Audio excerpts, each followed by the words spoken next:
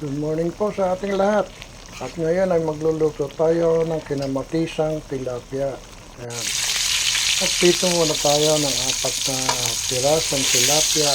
At tapos dyan na rin tayo magigisa ng bawang, sibuyas at kamatis.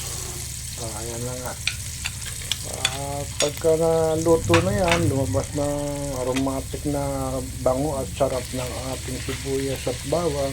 Lalagyan na rin yung kamatis, kasunod na rin yung patis. Halo-halian lang yan hanggang sa maluto talaga yung kamatis.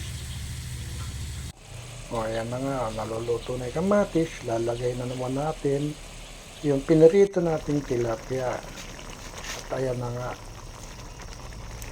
Tamang-tama lang yung pagkakaluto ng kamatis at hanggang nilalagay natin yung mga tilapia ay lalabas lalo yung kanyang katas at sarap.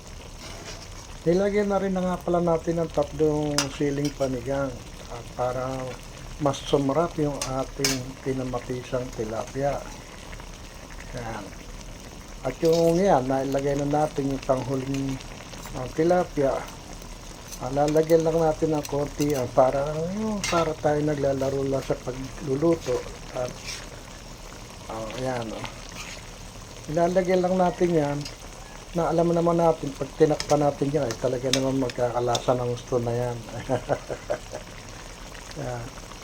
Doon nga pala sa mga hindi pa nakasubscribe, please subscribe, react and comment para naman ako ay